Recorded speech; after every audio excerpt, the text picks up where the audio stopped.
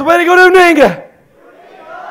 So दोस्तों, आज इस मंच पर आप जानते हो कि कितने ऑल इंडिया के रैंक होल्डर्स हमारे बीच में इस समय उपस्थित है। सभी का एक बार तालियां बजा के स्वागत करेंगे आप।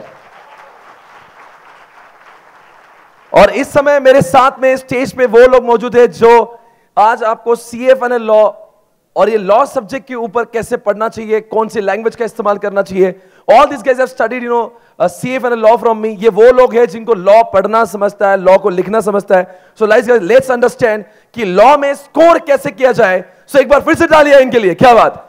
और लॉ एक ऐसा सब्जेक्ट है, it comes in the foundation, it comes in intermediate, it comes in CA final. आप सभी को यह सब्जेक्ट हर जगह पे हर पहल में आता है। तो आज जानना होगा कि आखिर लॉ में कैसे पढ़ाई की जाती है, सेक्शन नंबर का इंपॉर्टेंस है क्या नहीं, लीगल लैंग्वेज का इंपॉर्टेंस है क्या नहीं। So everything will be covered here in this interview. So guys please pay attention. या ओके, आप सभी का मैं फिर से एक बार धन्यवाद देता हूं कि आज आप सब लोग पुणे में आए हैं। सभी का फिर से एक बार स्वागत है इस शो पे, राइट। सो दोस्तों, आप लोग को मैं एक एक वन बाय वन कुछ सवाल पूछूंगा।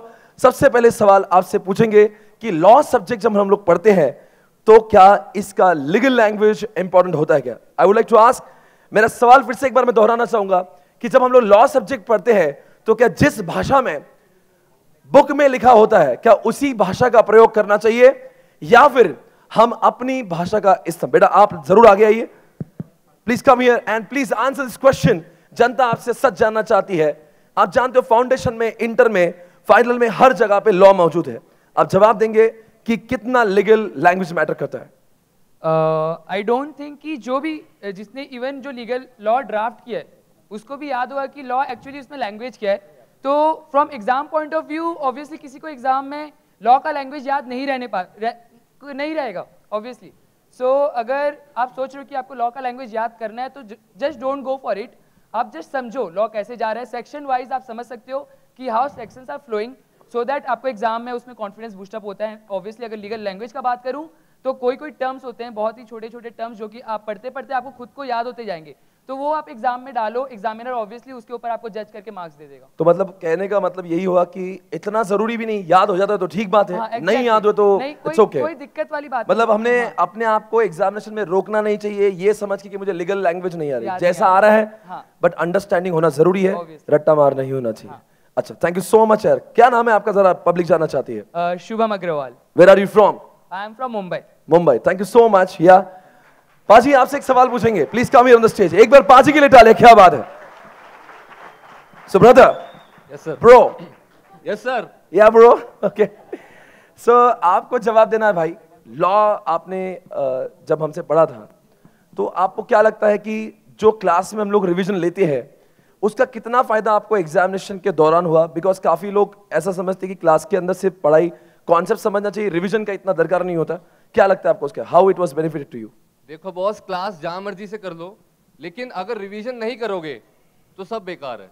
और रिवीजन स्वप्निल सर से बढ़िया कोई नहीं करा सकता, ये आप लिख के ले लो मेरी बात, ठीक है। Thank you so much sir. Honestly speaking, जो आपके रिवीजन लेक्चर्स हैं और प्लस जो आप क्लास के बाद रिवीजन कराते हो, they are the most precious thing अगर मैं लॉ के पॉइंट ऑफ व्यू से बोलूं। क्योंकि अगर हमें सेक्शंस रिटेन रहेंगे तो हम एग्जाम में चेन बना पाएंगे। क्योंकि कोई ना कोई एग्जामिनर ऐसा क्वेश्चन जरूर डालता है एक ना एक जिसमें यू रिक्वायर थॉरो नॉलेज और जिसमें लिंक बने। और अब तो आई हैव हर्ड जैसे MCQ आ रहा है, जी जी जी, तो उसमें डेफिनेटली आपको थॉरो नॉलेज चाहिए, जिसके लिए revision is a must thing. Right. तो रिवीजन का उपयोग आपको जब आप पढ़ रहे थे, जब एग्जामिनेशन के दौरान आप पढ़ते थे, वाज इट बेनिफिशियल, आपको क्लास की यादें ताज़ा हो रही थी। डेफिनेटली सर, मैंने अपने पूरे टेन्योर में जो भी अराउंड 6 to 9 मंथ्स की स्टडी थी उसमें I have watched your revision lectures, और जो अटेंड करा मैंने अराउंड मैंने 6 से 7 बार ही करा होगा। क्योंकि अपना क्या है ना, टाइम यूटिलाइज करना सीखो। एज इन खाने पीने का टाइम जो है साथ में आई यूज्ड टू, जो जैसे सर रिवीजन लेक्चर्स एक तो इतना भला करते हैं कि आपका यूट्यूब पे भी अवेलेबल रहता है पूरा। हाँ जी, हाँ जी। इसके लिए आपको स्पेशल थैंक्स है सर। अरे तो इसमें क्या है ना, यूट्यूब पे आप खाते टाइम जो भी टाइम वेस्ट थोड़ा रहता है ना, उसमें अगर यूज करोगे तो ज्यादा बेनिफिशियल रहेगा, टाइम सेव होगा कहीं ना कहीं। मतलब खाते खाते भी आप रिवीजन लेक्चर सुन रहे हो। Definitely sir. ट्रैवलिंग कर रहे हो तो सुन रहे हो। ट्रैवलिंग कर रहे हो सुन रहे हो। मतलब ये बात बहुत, जो आपने एडवाइस दी बहुत अच्छा किया।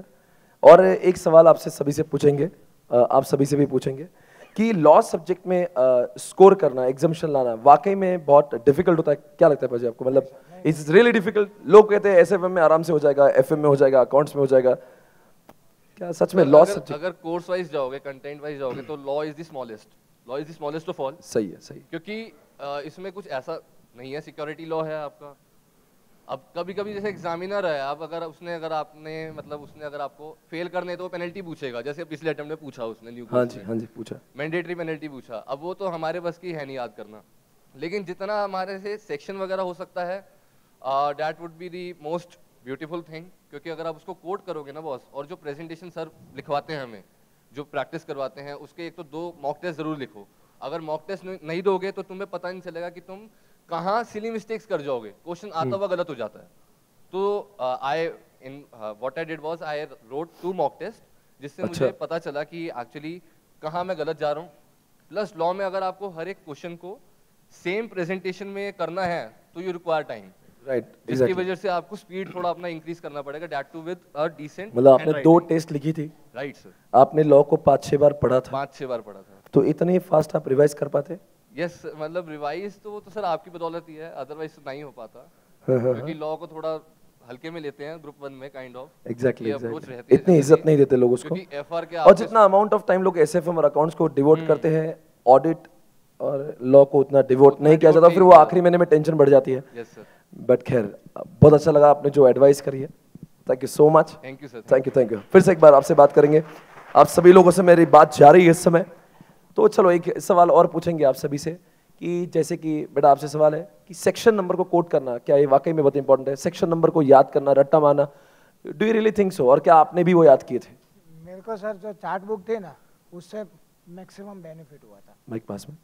जो चार्ट बुक थी ना सर, उससे मैक्सिमम बेनिफिट हुआ था। मतलब जो चार्ट बुक बनाए सब आपने जी, उसमें सब सीक्वेंस सारे सेक्शन एक साथ दिखते हैं आपको, राइट? हाँ, उससे मेरे को लास्ट टाइम में बहुत हेल्प मिला था, सब याद रह गया। ओके, तो मतलब you could remember all the sections? हाँ सर, और काफी सारी ऐसी भी थिंग्स थी जो याद नहीं था सेक्शन नंबर। अच्छा, फिर भी आपने लिखा, मतलब ऐसा नहीं कि सेक्शन नंबर नहीं आया तो लिखना ही नहीं चाहिए, पर आता है तो बहुत अच्छी बात है। नहीं लिखना चाहिए, मगर सही आता है तो ही लिखना है। बेटा आपसे पूछेंगे क्या बात है आपका, मतलब did you remember all the section numbers?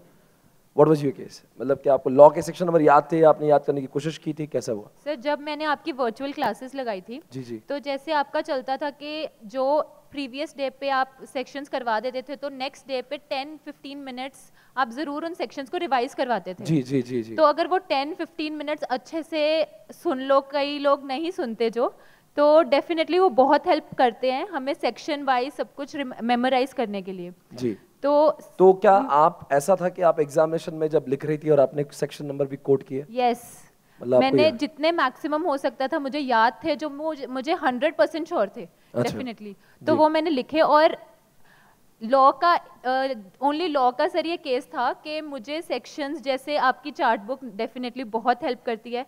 आपके जो रिवीजन लेक्चर्स है, शॉर्ट रिवीजन लेक्चर्स किसी टॉपिक पे, जो YouTube पे आते हैं। हाँ जी, जो YouTube पे हैं, तो जैसे हम लोग ट्रैवल कर रहे हैं या जैसे मेट्रो सिटीज में लोग मेट्रोज में जाते हैं, तो वो 10-15 तो कभी ऐसा हुआ करता था आप कहीं ट्रैवल कर रहे हो और आप लेक्चर्स देख रहे हो, आपने कभी ऐसा? हाँ सर, बिकॉज ऑडियो तो सुनता है ना, तो हम ट्रैवल अगर ड्राइव भी कर रहे हैं तो वो सुनते रहो, तो मतलब सेक्शंस फिर भी दिमाग में बैठ जाते हैं। जी। तो बिल्कुल मैंने 10-15 मिनट्स की वो ऑडियो क्लिप्स बहुत यूटिलाइज करी आपकी। Thank you so much sir. क्या बात है, थैंक यू सो मच। क्या नाम है आपका? Kritika. Where are you from? I'm from Patiala, You are Punjab. from Patiala, Punjab. Yes. बहुत अच्छा लग रहा है। Thank you sir. क्या बात है, आपसे बात करेंगे जरूर। आइए। How much you scored in law? 69. 69 score किया आपने, एग्जाम्पशन हासिल किया है। All India rank? All India rank 46. 46 आपने। Where are you from? From Hoshiarpur, Punjab. You are from Punjab again, right? Yeah. ऐसा कुछ बातें बताओ 2-3 कि जो बच्चा आज फाइनल में एग्जामिनेशन देने वाला है उसको एग्जाम्पशन आ जाए। क्या आपने अलग किया था? What do you think what you have done differently? क्या आपने अलग किया था जो आप बोलोगी सबका फायदा होगा? Sir, ABC analysis is very important in law because we know that certain topics are very, very important, like director chapter हो गया, auditor हो गया, जैसे वाइंडिंग अप है, it should be B category topic because इतने सारे sections हैं and we know that 4 या 8 मार्क्स का क्वेश्चन आता है। सो आई थिंक हमें उस चीज पे इतना स्ट्रेस नहीं करना चाहिए। जैसे डायरेक्टर के सिमिलर नंबर ऑफ सेक्शंस हैं बट कंटेंट वेटेज बहुत ज्यादा है एंड आई थिंक आपको एग्जामिनर भी उसी में जज करता है ज्यादा कि आपने अगर उस पे ज्यादा फोकस किया हुआ है ना तो उनको लगता है कि ये student has done something and जैसे एलाइड लॉ है, मैं अपना पर्सनली बताती हूँ कि एलाइड लॉ में मैंने 2 या 3 चैप्टर ही किए थे. अच्छा. या I have attempted only of 75 to 80 marks paper. क्या बात कर रही हो? Seriously. और उस 80 में से 69 आपने Yes, score किया? because I have written all section numbers and few of the subsections also. अच्छा, मतलब जो लिखा मतलब एकदम Yes. अच्छे से लिखा. Yes. उसमें कोई भी आपने फेंकने की कोशिश नहीं. नहीं. और मतलब ये बात हमारे सामने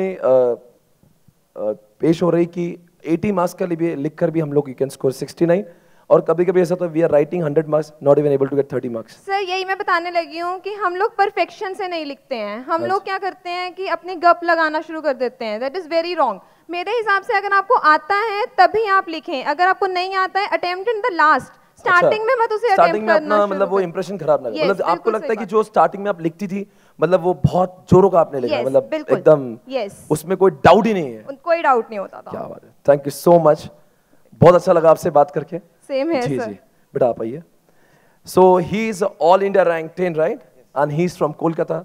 बेटा आपने हमारी लॉ क्लासेस कहाँ से करी थी? सर मैंने YouTube में सारे रिवीजन वीडियोस मल्टीपल टाइम्स देखे थे. बहुत सारे बहुत बार देखे. बहुत बार देखे. Was it beneficial to you? It was beneficial and also it helped me plan my studies because जैसे आपका वीडियो के टाइटल्स ही itself हेल्प करते थे प्लान करने में कि जैसे वाइंडिंग अप रिवीजन इन 50 मिनट्स. अच्छा अच्छा. तो वो itself प्लान करने में हेल्प करते थे. एक सवाल मैं पूछता हूँ आपसे. मैंने जिंदगी में सोचा था कि मैं ये रिवीजन लेक्चर्स को अपलोड करा दूँ, अपलोड नहीं कराऊँ और उसको बेचने के लिए रखा हूँ. ई कॉमर्स में रखता हूँ और उससे मैं लाखों के करोड़ों कमाऊंगा. मे बी अब तक 1 करोड़ तो कमा ही लेता मैं अगर मैं नहीं रखता. पर हमने नहीं किया और जस्ट मैंने यूट्यूब पर उसको अपलोड किया ये सोचते हुए कि कोई भी बंदा जो दूर से है जो मेरी क्लास नहीं कर पा रहा है और हर बंदे की हैसियत नहीं वो क्लास करे और जिन बंदे का हैसियत नहीं कभी टाइम ही नहीं होता. तो क्या जो मैं कर रहा हूँ मैं सही कर रहा हूँ क्या? मतलब should I keep uploading on YouTube? Sir, I think आप एडवाइस करिए जरा. Sir, I got a 77 in law because of that and changed my life probably because I got a rank in. क्या बात है. क्या बात है. Thank you so much. मतलब आपने you scored 77 marks in law. Yeah. मतलब वो रिवीजन लेक्चर का आपको Definitely. So I think. आपने कैसे वहाँ पे उस लेक्चर में पहुंचा? आपको किसी ने बोला था कि रिवीजन लेक्चर देखिए? नहीं सर, YouTube में recommendations में आए थे. अच्छा. So and I had some friends who had referred के try करना इनका classes लेने का but I could not because I did not have the time. Okay. तो hence मैं फिर अच्छा आपके कुछ फ्रेंड्स ने मेरी क्लास की थी आपका नहीं हुआ फिर उन्होंने रेफर किया फिर आप YouTube. मैंने YouTube पे आया तो फिर मैं देखा सर इनका तो ऐसा पहली बार जब आपने वीडियो देखा फिर आपने सारे कंप्लीट कर दिए? फिर मैंने सारे देखे. एक बार देखे बार-बार? नहीं बार-बार देखे. बार-बार ऑब्वियसली. तो आप क्या कहना चाहोगे जनता से जिन्होंने मेरी क्लास करी है नहीं करी है? आप क्या बोलना चाहिए वो YouTube वीडियोस के बारे में कुछ बताइए. आई थिंक अभी काफी लोग वो बोलते हैं ना कि फोन सोशल मीडिया को हटा दो. आई बिलीव दैट हटाना नहीं, it's how you use it in the best way. And I think right now YouTube is really a blessing for people like us who are pursuing CA with the articleship. They cannot manage all tuitions. It's very tough. And वो तो quality study नहीं हो पाती है. But I think and sirs are there to guide us throughout the way and in a very non-commercial way as well. So I think we should make the best of it and I think it's a blessing for all of us. Thank you so much यार. और एक बात जब paper लिखते हैं, do you think presentation is important while writing CA final law examination? मतलब handwriting या फिर the way you are writing the paper. 77 मिले आपको. कुछ तो अलग किया होगा. लोगों को 40 नहीं मिलते. क्या अलग किया? क्या प्रेजेंटेशन में क्या अलग किया? Sir, I think I'll tell this first. I have a very bad handwriting. अच्छा, very bad in handwriting. Throughout school or my life, all my answer sheets had you know the answers, but improve your handwriting. अच्छा. And I was told in my board exam that I will do really well, but Hindi English में marks नहीं आएंगे because आपकी handwriting खराब है. यहाँ पे कोई क्राउड बैठा जिनकी हैंडराइटिंग वाकई में खराब है? हैंडराइटिंग खराब वाले हाथ ऊपर करिए. अच्छा, खराबी है. मतलब रैंक होल्डर्स की भी और AR1 भी हाथ ऊपर कर रहा है इस समय. भाई हैंडराइटिंग आपकी भी खराब है. मतलब अगर मेरी और आप जैसे लोगों की खराब है तो कोई गलत हमने we are not criminals right. मतलब इट्स ओके राइट. हाँ जी. So after that I think the most important thing is presentation से ज्यादा स्ट्रक्चर ऑफ आंसर. जैसे आप क्लास में भी आपने रिवीजन वीडियोस में ही बताए कि द स्ट्रक्चर कि आपको देखना होगा कि आप इंस्टीट्यूट के आंसर शीट्स डेफिनेटली बहुत बार देखिए जो सजेस्टेड आंसर्स हैं एंड एग्जामिनर के पास वो होता है आपको टीचर ने क्या पढ़ाया, आपने क्या याद किया, आपने क्या रेफरेंस बुक पढ़ा, डज नॉट मैटर. आपको देखना होगा कि what is examiner comparing your answers to and if you look at that उनका एक स्ट्रक्चर होता है हर आंसर का, सजेस्टेड आंसर का. एक सेक्शन कोड करते हैं वो आप अपने लैंग्वेज में करो बट किस सेक्शन को आप रेफर कर रहे हो. Then you introduce what are you trying to answer, what is the question testing you on, then you give your answer and explain it and then you conclude again referring to the section. Right. तो आज ये structure अगर हो और आपका answer सही हो, आपके कॉन्सेप्ट्स क्लियर हो, आई थिंक मैं सारे सेक्शन मैंने पेनल्टीज एक भी याद नहीं किया एंड पेनल्टीज अच्छा वो एक सवाल तो मेरा रह गया, वो मैं पूछूंगा आपसे। तो 15 to 20 मार्क्स के पेनल्टीज मैंने छोड़ दिए, तो आई थिंक 80 में 77 आया, आई गेस। क्या बात कर रहे हैं? Because really? I attempted like that. And one more thing, I mean, not many people do. I think मैंने कंपनी लॉ के सारे चैप्टर नंबर्स भी याद किए थे। अच्छा, वो चैप्टर नंबर्स भी याद किए। Okay okay. एक स्पेशल एडवाइस सीए फाइनल और सीए इंटर के स्टूडेंट्स के लिए कि जो चैप्टर का नंबर भी होता है, ये आईसीआई के चैप्टर की बात नहीं कर रहे, they talking about the companies act के चैप्टर्स जो होते हैं, even that is to be required to be remembered. और जितने लोग यहाँ पे इंटरमीडिएट में बैठे हैं, आप सभी लोग भी इस बातों को सुनिए, बिकॉज यही तो है, अगर ये बंदा फाइनल में लॉ ऐसे करता है, even it is to be followed in what C intermediate as well. और मतलब कि अब हम लोग सारी बातें समझ रहे कि हमें पेनल्टीज, अच्छा पेनल्टीज याद करें, मतलब मैं अगर स्टूडेंट होता ना तो मैं कभी याद ही नहीं करता। Like क्या है वो? मैंने स्टार्ट ही नहीं किया मेरे पेनल्टी याद करना। कितना है, कितना? अरे आदमी कितने करे? अच्छा कॉर्पोरेट की अलग है, इकोनॉमिक लॉ की अलग है, सिक्योरिटी लॉ अलग है, पूरा मैशअप होता है। कहीं पे फाइन है, कहीं पे वो उसका पनिशमेंट है, कहीं पे और है, कभी एंड है, कभी बोथ है। अरे भाई कितना करे? तो तुमने क्या प्रयास किया था? नहीं, my strategy towards approaching the exam is like my friend over here mentioned that ABC analysis is very important. Oh, yeah. So that Pareto theory that you apply the 80-20 theory. So I think entire CA final में ही जो penalty का portion है, DT, IDT हर subject में काफी है, and it is very pinching. And I tried to do it, and I realized it is humanly impossible to memorize every penalty. ये सही बात है। I am having the same opinion. पहले करो, दूसरी बार करो, इंसान एग्जामिनेशन के पहले कर ही नहीं पता, इससे अच्छा भाई ना पहले करो ना बाद में करो। करो ही मत, छोड़ ही दो, अगर आ गए तो समझ जाना किस्मत खराब है। But make sure that you focus everywhere else very properly and thoroughly. मतलब उसको कॉम्पेंसेट आपको इधर करना है कि आपका बाकी सब कुछ आपने बहुत ढंग से किया हुआ है। Definitely. क्या बात है, thank you so much. Thank you sir. Thank you, बहुत अच्छा लगा आपसे बात करके। जी हाँ, आइए साहब आपसे बात करेंगे, जरा अपने बारे में बताइए। What are you? I mean, what's your name? Where are you from? I am from Jaipur, Rajasthan. जी हाँ, तो बताइए आपने ये लॉ की क्लास कहाँ से, पेन ड्राइव में या फिर क्लासेस? वर्चुअल क्लासेस ली थी। वर्चुअल क्लासेस कहाँ से करी थी आपने? MCC जयपुर। MCC जयपुर से की थी। तो कुछ बताइए वो क्लासेस से क्या, मतलब क्या लॉ में अगर कितना स्कोर किया आपने? हमें लॉ में 60 स्कोर किया मैंने। 60 स्कोर किया, एग्जामिनेशन आपको भी आया? टाइम पे मेरे को सबसे मुश्किल पहले लॉ ही लगता था, क्योंकि आपने इंटर में आईपीसी में कितना स्कोर किया? 46 स्कोर किया था। अच्छा 46 किया था, लोवेस्ट था मेरा। ओके। फिर वर्चुअल क्लासेस मैंने ज्वाइन की, उसके बाद मेरे को लगा नहीं यार, पहले मेरे को क्या सबसे बोरिंग लॉ ही लगता था, लेकिन स्वप्निल सर की क्लास में गाने भी चल रहे हैं, और वो सर बोलते हैं ना डायरेक्टर के रिलेटिव, केएमपी के रिलेटिव, तो उससे क्या सारी चीजें एकदम फ्लो में साथ कनेक्ट रहती है, तो क्लास में अलग ही माहौल रहता है पढ़ाई का। नहीं बेटा, मैं जब चीखता हूँ, मैं जब ऐसे गाता हूँ, तो लोग मेरे पास पहले लेक्चर में दूसरे तो शक भरी निगाह से देखते हैं, भाई आदमी हावला तो नहीं है, क्या कर रहा है ये? नहीं सर, वो जब मैं पहली बार जब मुझे कोई फर्स्ट सेकंड थर्ड लेक्चर देखता था, लोग अच्छा भाई ये पढ़ाएगा भी क्या कर रहा है ये, क्या गाने गाता है बीच में, फिर सेक्शन की धुन बना देता है, फिर मैं चीखता भी हूँ लेक्चर में। वो धुन से ही सेक्शन याद होते हैं सर, ऐसे याद ही नहीं हो सकते। अच्छा, ज्यादा जरूरी है सर। कुछ आपके पॉइंट ऑफ व्यू से कुछ टिप्स कैसे? ये मेरा मेन टिप्स ये है कि क्वेश्चंस को ज्यादा करना जरूरी है, क्योंकि आप जब पढ़ रहे होगे तो सारी चीजें बराबर लगेंगी आपको, आपको समझ ही नहीं आएगा कौन सी चीज ज्यादा मतलब जब हम लोग बुक में से पढ़ते हैं तो कंसेप्ट समझ में आते हैं, सेक्शन समझ में आते हैं, एनालाइज नहीं कर पाओगे कौन सी चीज ज्यादा इंपॉर्टेंट है, कौन सी लेस इंपॉर्टेंट है। तो जितने ज्यादा क्वेश्चंस करोगे उससे समझ आएगा ये टॉपिक इंपॉर्टेंट है, इस पे ज्यादा फोकस करना है। तो मतलब हमने क्वेश्चन बैंक को भी करना जरूरी है? क्वेश्चन बैंक को मोस्ट जरूरी है। मतलब कि वो आपको लगता है कि क्वेश्चन बैंक करने से आपको एक अलग पर्सपेक्टिव मिलता है, कॉन्फिडेंस आएगा, आपको समझ आ जाएगा हाँ ये वाला पार्ट मेरे को अच्छे से आता है और ये मैं स्कोर कर जाऊंगा आराम से। क्या बात है, एनालाइज करना बहुत ज्यादा जरूरी है। क्या बात है, क्या बात है। थैंक यू सो मच, और आपको बहुत बहुत बधाइयाँ हो for securing all India rank. Thank you so much. या बेटा आप आएंगे, आपसे कुछ सवाल करेंगे यार, एक बार तालियां तो बनती है बस। क्या बात है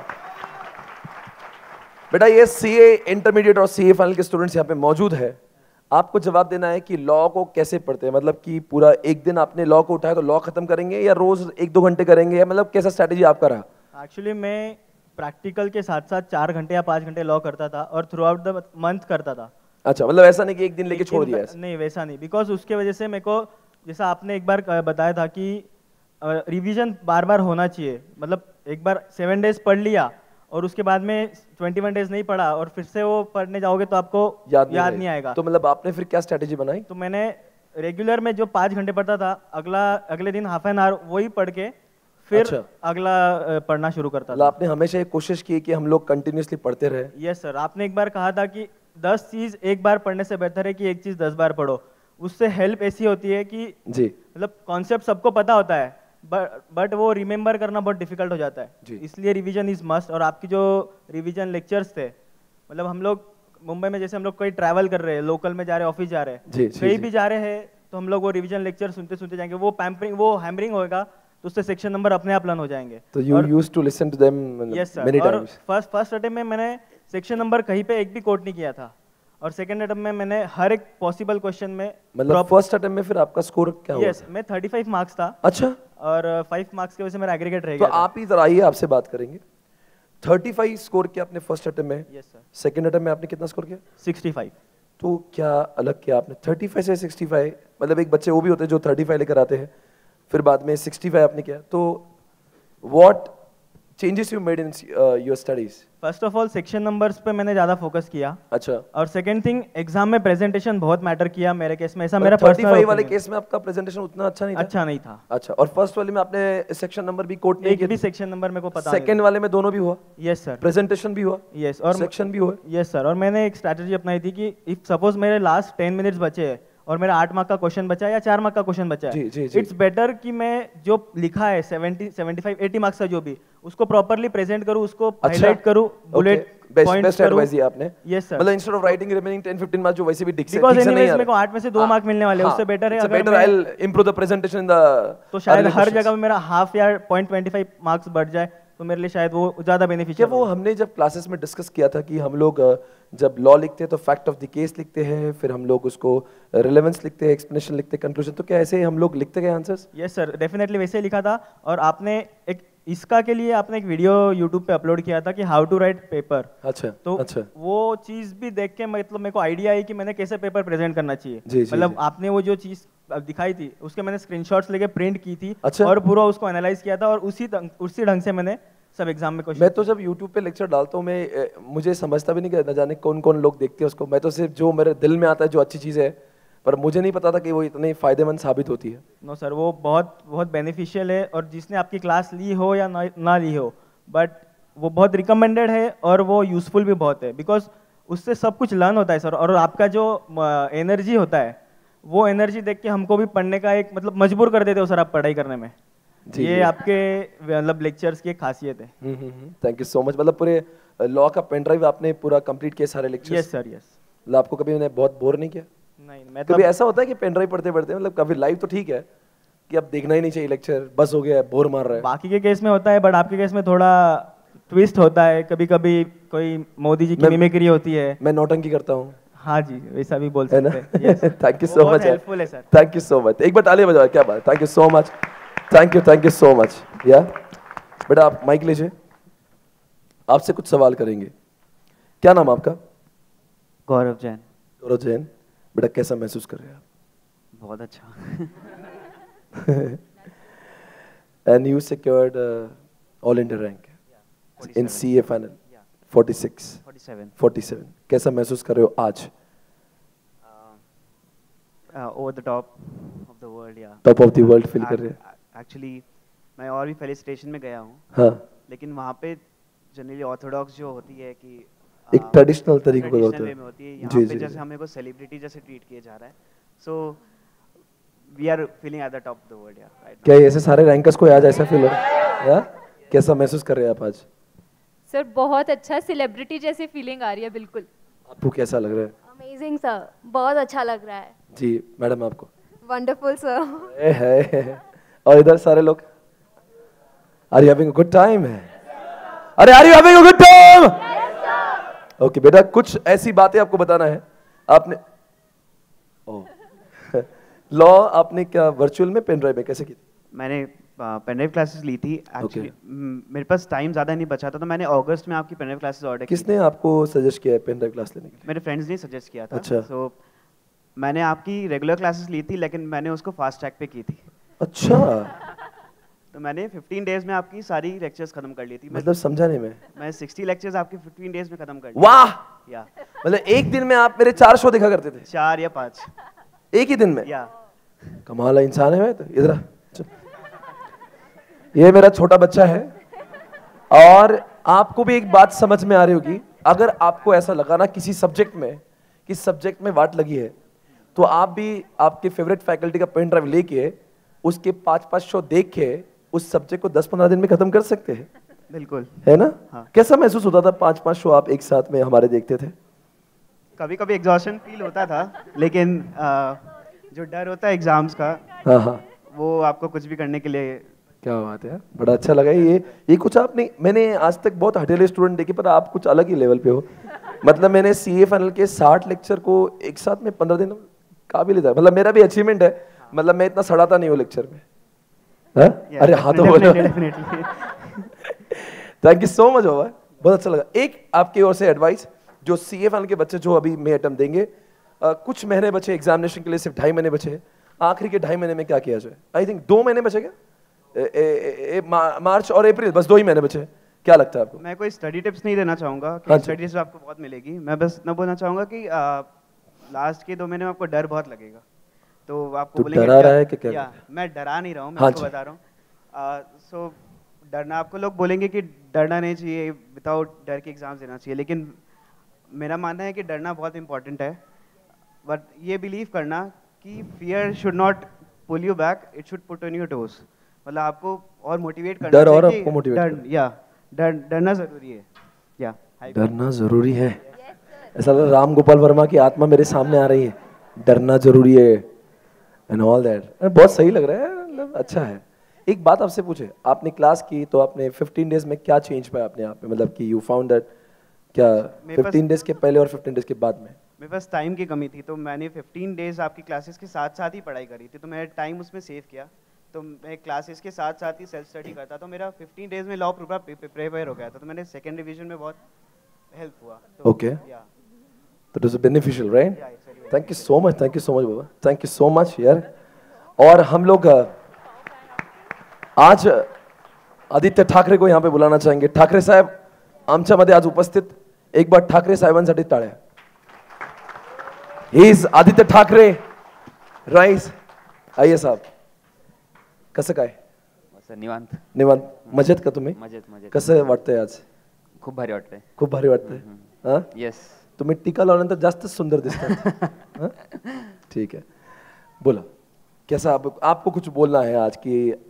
क्या आपकी ओर से कुछ ऐसा टिप्स दे दो कि अभी तक किसने बोला नहीं और बच्चों ने फॉलो करना चाहिए, and you think you followed it and you know it worked? Actually अगर स्पेसिफिकली लॉ के बारे में बोला जाए तो जैसे बहुत लोगों ने बोला अभी कि रिवीजन करना इंपॉर्टेंट है, पर रिवीजन के साथ साथ ही फॉर एग्जांपल अगर आप 3 घंटे दे रहे हो लॉ को डेली, तो उस 3 घंटे में से जो लास्ट के 10-15 मिनट से आप कोई तो 2 या 3 आंसर लिख के निकालो पूरे, जो ICAI को एक्सपेक्टेड है उस फॉर्मेट में। ओके, मतलब जो चीज़ आपको ऑब्वियसली मॉक टेस्ट पेपर के टाइम पे होगी, पर मॉक टेस्ट पेपर में हम एक अलग पैनिक मोड में रह सकता है कोई, या कोई उतना रिलैक्स नहीं हो सकता है। तो डेली पढ़ाई करते वक्त या आप वो लिखने की प्रैक्टिस कर रहे हो, एटलीस्ट 2 आंसर को 10 से 15 मिनट लगते हैं, ज़्यादा नहीं लगता। Right, तो धीरे धीरे आपको आपका इंप्रूवमेंट पता चलेगा कि मैं पहले मुझे 2 आंसर लिखने में 15 मिनट लगते थे, अभी मैं 10 मिनट पे आ गया, तो वो आपको इंप्रूवमेंट। तो और टेस्ट सीरीज आपने दी थी, 1-2 पेपर लिखे थे? एक्चुअली टाइम नहीं था, पर मैंने वो सारे पेपर्स घर पे लेके सॉल्व किए थे। हाँ, मतलब पेपर सॉल्व किए थे आपने। आखिरी दिन का स्ट्रेटजी लॉ का, आखिरी दिन का स्ट्रेटजी मतलब कौन सा पेपर? आई थिंक कौन सा ऑडिट खत्म होता है कि पहले ऑडिट के बाद लॉ आता है? एक्चुअली मैंने लास्ट दिन आपके चार्ट्स के अलावा कुछ भी और रेफर नहीं किया था, सिर्फ जो आपका चार्ट बुक है वही से रेफर किया था। क्योंकि मतलब मैंने एक्चुअली पढ़ाई भी पूरी सिलेबस की नहीं थी, तो जितना किया था उतने ही टॉपिक्स के आपके चार्ट्स रिवाइज कर लिए थे। और उसी से आपने एग्जामिनेशन क्रैक किया? नहीं, एग्जामिनेशन नहीं आया, पर उसी से आपने पढ़ाई के साथ। Yes yes yes. Actually 70 marks का ही मुझे अटेम्प्ट करते हैं पेपर, क्योंकि मैंने पूरा सिलेबस कवर नहीं हुआ था। बैच भी मैंने फास्ट ट्रैक किया था आपका। ओके, तो you could solve only 70 marks, और आपने उसमें आपको स्कोर आया। तो आपका ये मानना है कि आखिरी दिन में अगर हम लोग, आप एडवाइस करो कि बच्चों को कि वो चार्ट्स पढ़ हाँ, पक्का मतलब अगर आपको टाइम कंस्टेंट है और आपको लग रहा है कि पूरी वो बड़ी बुक आप प्रेफर नहीं कर सकते, तो डेफिनेटली अगर आप चार्ट बुक एक बात को मैं पूछना चाहूंगा कि कोई है जिसने मोटी किताब भी खत्म की थी उस दिन? मतलब कि जो अपनी मेन बुक होती है, यू फिनिश्ड? जरा माइक दीजिए के पास में, आपने भी फिनिश की? जरा बताइए, आप आइए आगे, आप भी आइए, दोनों आइए। क्या कहना चाहोगे इसके ऊपर? मतलब आप सर एक्चुअली हमारे लॉ में 3 छुट्टियां थी, so that was a benefit, so we used it and I completed that book in a day. अच्छा, मैंने एक दिन में खत्म कर ली, and definitely then I referred your chart books. And मैं सर मेरे को एक टॉपिक में थोड़ा जैसे डर लगता था, तो उसकी रिविजनरी लेक्चर भी आपका लगाया उस दिन मैंने। उस दिन आपने एग्जामिनेशन आपने कैसा, मतलब पूरा बुक पढ़ डाला उस दिन? एग्जैक्टली क्या हुआ, मैंने बुक्स तो पूरा पहले कंप्लीट किया था, नो डाउट आपका चार्ट बुक बहुत अच्छा था, बट एक चीज़ मैं लोगों को रेफर कर सकता हूँ कि if you have time constraint है, तो सर का चार्ट बुक इज़ लाइक उसकी तरह चले जाओ, उसको दिमाग लगाने की जरूरत नहीं अलग जगह। But if you have time go for your own notes, क्योंकि जब आपकी हैंडराइटिंग की नोट्स आप एग्जाम के एक दिन पहले देखते हो ना, तो वो कॉन्फिडेंस अलग ही लेवल का आता है. Obviously we got 3 days time, but आपको 1.5 days ही मिलेंगे. एंड वो 1.5 days में जब आप अलग चीज प्रिंटेड मटेरियल देखने जाते हो थोड़ा सा कंफ्यूजन आ जाता है, लेकिन अपनी हैंडराइटिंग देखने जाओगे ना, वो कॉन्फिडेंस अलग लेवल का बूस्टअप हो जाता है. क्या बात. तो दैट मतलब एक one more advice we got कि अगर हमारे पास टाइम है तो we should make our own notes. या thank you so much, thank you so much. Please come here miss Mumbai. आपको सबका पूछ लिया मैम. आजा बेटा तू भी आ. यस, आप दोनों से कुछ सवाल पूछेंगे. You are from Mumbai. Yes, secure all India rank 38. 38. What's your name? Kiran Jain. Kiran Jain. And you studied from pen drive or virtual what? Pen drive sir, past. अच्छा, और आपने वर्चुअल किया था. जरा आप कुछ बताइए, क्या मतलब एक ऐसा टिप बताओ 3 घंटों के अंदर क्या होता है, मतलब 3 घंटे के बारे में बात करो और कुछ नहीं बात करना.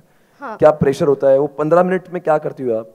Actually sir, before when I started preparation, मैंने स्टार्टिंग में रिविजन लेक्चर्स एंड आपके जो चार्ट्स एंड उससे प्रिपेयर किया था, और लास्ट के 1 month में मैंने ऑलमोस्ट 5 to 5 पेपर्स सब इवेल्युएट किए थे.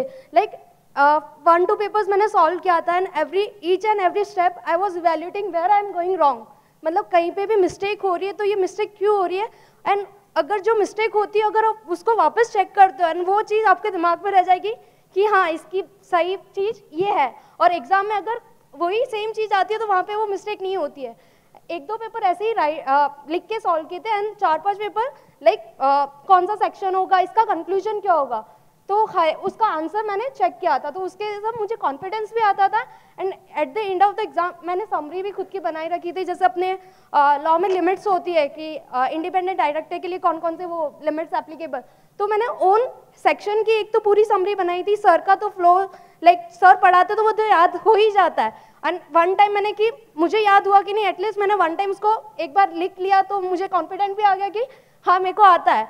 एंड देन उसके साथ लिमिट्स की मैंने समरी बना रखी थी कि ये सेक्शन में है कि इससे क्वेश्चंस आने के चांसेस रहते हैं. अच्छा. तो मैंने लाइक एंड मोमेंट पे वो जो 1 डे एग्जाम में तो पूरी बुक्स में ना ढूंढने के अलावा उसमें ही देख लो कि हाँ ये इसमें ये लिमिट्स है, तो वो हेल्पफुल रहती है. अच्छा. एंड 3 और जब आप 4-5 पेपर्स ऐसे ही इवेल्युएट करते हो और लिख के ट्राई कर लेते हो तो 3 hours में आपको एटलीस्ट इतना आइडिया रह जाता है कि 15 मिनट्स में अपने को कौन से चैप्टर्स अच्छे आते हैं, कौन से चैप्टर से अपने अच्छी प्रिपरेशन है.